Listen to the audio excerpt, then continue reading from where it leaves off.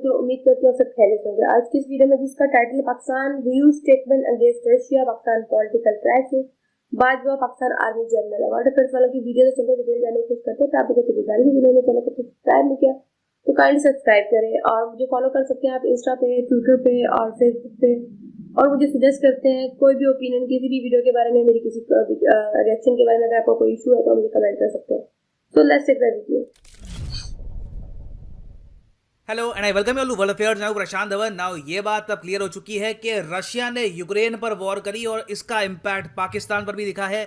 इमरान खान की कुर्सी जाने की बहुत ही बड़ी वजह यह है कि इन्होंने यूएसए की बात सुनने से मना कर दिया था और ओपनली कह दिया कि पाकिस्तान न्यूट्रल रहेगा। आप देखिए, न्यूट्रल इंडिया भी रहा है, मगर जिस तरीके से इमरान खान ने ओपनली कोसा था यूरोपियन यूनियन को, यूएसए को, मैंने आपको पहले ही कह दिया था कि इमरान खान ये कहकर बहुत ही लंबे समय तक बचे नहीं रहेंगे। और हुआ भी यहाँ पर यही है।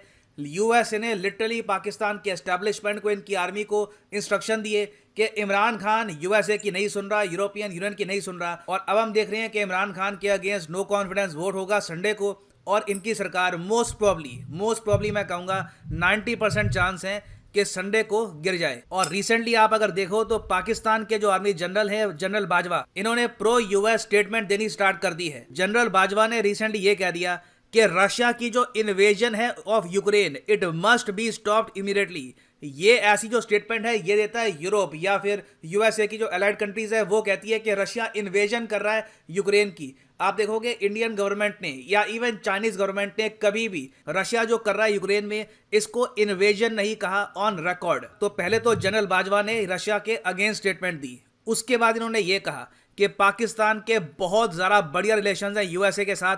जबकि दूसरी तरफ आप अगर देखो तो इमरान खान कह चुके हैं कि यूएस तो ऑल टुगेदर पाकिस्तान में तख्ता पलट करने की कोशिश कर रहा है। इमरान खान को जो हटाया जा रहा है उसके पीछे यूएसए है। तो बाजवा ने यहाँ पर डैमेज कंट्रोल किया है, कहा है कि हमारे बहुत अच्छे रिलेशंस हैं विद यूएस। और फिर सबसे इंटरेस्टिंग बात यहाँ पर यह हुई कि जनरल बाजवा ने ओपनली कह दिया कि इमरान खान झूठ बोल रहे हैं, क्योंकि कुछ ही दिन पहले इमरान खान ने यह क्लेम किया था कि जो पाकिस्तान में एस्टैब्लिशमेंट है, जो इनकी आर्मी है, इन्होंने 3 ऑप्शन दिए थे इमरान खान को कि या तो रिजाइन कर लो, या तो नो कॉन्फिडेंस वोट फेस करो, या फिर जो अर्ली इलेक्शंस हैं ये करवा दो। नहीं, उन्होंने ऑप्शंस दी थी मुझे, और वो ऑब्वियसली हमारी एस्टैब्लिशमेंट है, उन्होंने ऑफर दी कि जी 3 चीज़ें हैं, या आप अदम एतमाद का वोट चले जाएं, या आप इस्तीफा दे दें, और या इलेक्शन। हमने कहा इलेक्शन सबसे बेहतर तरीका है। तो जो ये स्टेटमेंट है इमरान खान की, आप अगर सोच कर देखें तो बहुत क्लेवर है।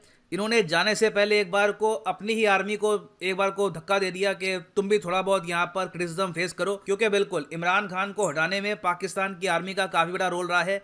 अब इमरान खान ने ये बात एक्सपोज कर दी है और इसलिए पाकिस्तान की आर्मी कह रही है कि इन्होंने कोई भी 3 ऑप्शंस नहीं दिए इमरान खान को। क्योंकि अगर आर्मी एक्सेप्ट कर लेती है कि हाँ जी हमने कहा था प्राइम मिनिस्टर को कि आप रिजाइन कर दीजिए, तो इससे पाकिस्तान में जो आप कह लीजिए इनके यहाँ जो ढोंग चलता है कि सिविलियन गवर्नमेंट फ्री है, आर्मी अपना काम कर रही है, वो जो भ्रम है, वो जो इल्यूजन है, बिल्कुल खत्म हो जाएगा। तो आर्मी ने भी यहाँ पर कहा है कि हमने इमरान खान को रिजाइन करने के लिए नहीं कहा। फिर उसके बाद इमरान खान ने जो बार बार क्लेम किया है वेरियस फोरम्स पे, पहले तो खैर यूएसए का नाम ये ओपनली बोलते नहीं थे, इनकी पार्टी के लोग यूएसए का नाम लेते थे। अब इमरान खान ने वो भी शर्म छोड़ दी, अब खुल के यूएसए का नाम लेते हैं, कहते हैं कि यूएसए ने मुझे धमकी दी है। ये तो यहाँ पर लिटरली ये कहते हैं कि जो इनके गठबंधन की सरकार थी, वहाँ पे छोटी छोटी पार्टियों का जो इनको समर्थन था, वो समर्थन वापस खींचा भी यूएस के दबाव में गया है। यूएसए की जो एम्बेसी है इन इस्लामाबाद, ये पाकिस्तान की पॉलिटिकल पार्टी से मिली, इनसे बातचीत करी और उसके बाद इन पॉलिटिकल पार्टीज ने सपोर्ट देना बंद कर दिया इमरान खान की सरकार को। इसका मतलब ये 6 महीने पहले की साजिश हो रही है। ये जो एम्बेसी, मुझे बताइए अमेरिकन एम्बेसी के लोग क्यों ये हमारे जो नाराज लोग हैं उनसे जाके मिल रहे हैं, क्यों इनके लोगों से मिल रहे हैं, क्यों ये 3-3, 4-4 महीने से मिल रहे हैं। तो यहाँ पे आप समझ सकते हैं कि किस तरीके से यूएस कंट्रोल करता है पाकिस्तान को। Every single thing Pakistan does, इनकी आर्मी, इनके पॉलिटिशियंस। और अब तो देखिए, जैसे ही कल नो कॉन्फिडेंस वोट हो जाएगा और मोस्ट प्रॉब्ली इमरान खान हार जाएंगे, उसके बाद शहबाज शरीफ बनेंगे पाकिस्तान के नए प्रधानमंत्री। ये बहुत ज़्यादा प्रो यूएसए हैं। मैं आपको एक बात बताता हूँ, रिसेंटली शहबाज शरीफ से एक इंटरव्यू के दौरान ये पूछा गया कि देखिए यूएस हमारी बात नहीं सुनता, यूएस के साथ हमारे इश्यूज हैं, तो हम यूएस के साथ अच्छे रिलेशंस क्यों बनाकर रखें। शहबाज शरीफ ने ओपनली कह दिया beggars can't be choosers. Literally इन्होंने इंटरव्यू में, पाकिस्तान की जनता इनको देख रही होगी, ओपनली कह दिया कि बेगर्स कांट बी मांगने चूजर, वाले जो लोग भीख मांगते हैं उनके पास खुद की चॉइस नहीं होती, उनको मजबूरी में जो उनके सामने ऑप्शन होती है वही चूज करनी होती है। उन्होंने आगे फिर ये भी कह दिया कि अमेरिका की एड के बिना पाकिस्तान एग्जिस्ट नहीं कर सकता, पाकिस्तान इकोनॉमिकली घुटनों पे आ जाएगा अगर यूएसए ने एक भी एक्शन ले लिया हमारे अगेंस्ट। और ये बात काफी हद तक ठीक भी है। चाइना की तरफ से जो भी सपोर्ट आती है पाकिस्तान को, वो लोन होती है, मार्केट रेट पे जो इंटरेस्ट होता है उसके हिसाब से ये लोग लोन देते हैं, इन्वेस्टमेंट्स करते हैं पाकिस्तान में। यूएस लिटरली पाकिस्तान को एक्सेस देता है अपनी मार्केट का, ताकि पाकिस्तान एक्सपोर्ट कर सके यूएसए में अपना सामान, यूरोपियन यूनियन में अपना सामान एक्सपोर्ट कर सके, डॉलर यूरो कमा सके। चाइना में पाकिस्तान कुछ बेचता नहीं है, ये बहुत ही सिंपल इकोनॉमिक्स है, कोई भी समझ जाएगा। US and Europe are way more important for Pakistan compare to China. तो अब होगा यहां पर क्या, इंडिया पे इसका इंपैक्ट क्या होने वाला है जो पाकिस्तान में चेंजेस होंगे।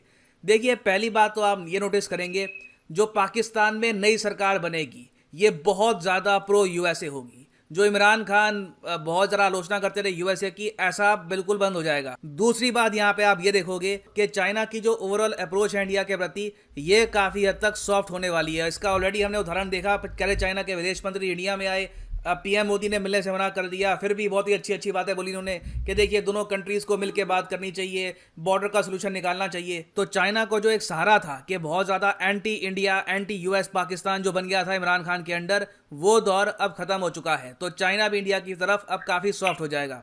दूसरी बात यहाँ पे आप ये भी देखेंगे कि यूएस अब हो सकता है कि इकोनॉमिक एड, मिलिट्री एड भी प्रोवाइड करे पाकिस्तान को। जी हाँ, आपको बिल्कुल, अगर ये जो नई सरकार है टिकी रहती है, कोई बड़ी बात नहीं है, यूएस बिलियंस ऑफ डॉलर्स दे नई सरकार को, ताकि ये लोग पाकिस्तान की इकोनॉमी को संभाल पाए। आईएमएफ के साथ जो पैकेजेस में बात अटकी हुई है, अचानक से वो बात भी आगे निकल जाए और पाकिस्तान हो सकता है कि अपने इकोनॉमिक क्राइसिस से बाहर भी निकल जाए। That can very much happen. तो अगला क्वेश्चन यहाँ पे आपका ये होगा, तो क्या हम ये मान सकते हैं कि पाकिस्तान बहुत ज़्यादा प्रो यूएस हो गया तो इंडिया के लिए बैड न्यूज़ है? नहीं नहीं, क्वाड अपनी जगह बना रहेगा। इंडिया की जो ओवरऑल इंपॉर्टेंस है इंडो पैसिफिक में, it is pretty much there. India को आप रिप्लेस नहीं कर सकते। उल्टा आप देखेंगे इंडिया के लिए काफ़ी अच्छा टाइम आने वाला है। पाकिस्तान काफ़ी हद तक सॉफ्ट हो जाएगा। मोस्ट प्रोबेबली इंडिया के साथ जो ट्रेड है ये भी ये लोग स्टार्ट कर देंगे। चाइना के साथ जो बॉर्डर टेंशन हैं ये कम होने वाली है। बट ऑफ कोर्स क्वेश्चन यहाँ पर बहुत बड़ा ये होगा कि इमरान खान जब ऑपोजिशन में होंगे तो ये काफ़ी स्टेटमेंट्स देंगे आर्मी के अगेंस्ट, सरकार के अगेंस्ट, और इसलिए इमरान खान ने ये भी कह दिया है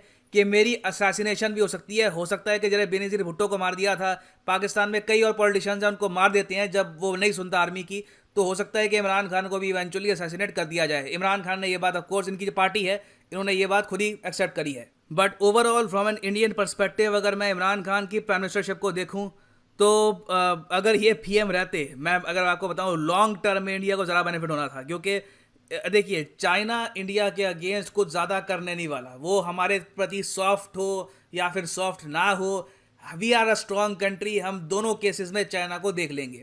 दूसरी बात यहाँ पर यह थी कि इमरान खान के अंडर पाकिस्तान इकोनॉमिकली लगातार वीक होता जा रहा था। अगर इमरान खान पाकिस्तान में बने रहते तो लॉन्ग टर्म में पाकिस्तान इतना इकोनॉमिकली वीक हो जाता कि हो सकता है कि एक बार डिसइंटीग्रेशन भी यहाँ पर स्टार्ट हो जाती। फिर एक बात ये भी याद रखिएगा कि इंडिया ने आर्टिकल 370 इमरान खान के अंडर ही हटाया है। मैं personally as an Indian Imran Khan की जो प्राइम मिनिस्टरशिप है इसको बहुत ही फॉन्डली रिमेंबर करूंगा। बहुत कमजोर prime minister, confuse prime minister. India ने इनकी प्राइम मिनिस्टरशिप के अंडर बहुत ही बड़े एडवांसेस किए हैं। सो लॉन्ग टर्म पर्सपेक्टिव से आप अगर देखें तो अगर कल को इमरान खान वापस पावर में आते हैं, that would actually be very good for India in the long run. क्योंकि अगर आप लाइफ में एक बार प्रॉपरली यूपीएससी एग्जाम वीडियो का टाइटल था कि बादल साहब ने ना स्टेटमेंट दी रशिया और यूक्रेन की जो वॉर है उसके दरमियान, तो उन्होंने कहा कि रशिया जो इन्वेजन कर रहा है यूक्रेन के ऊपर, इसको रोकना चाहिए।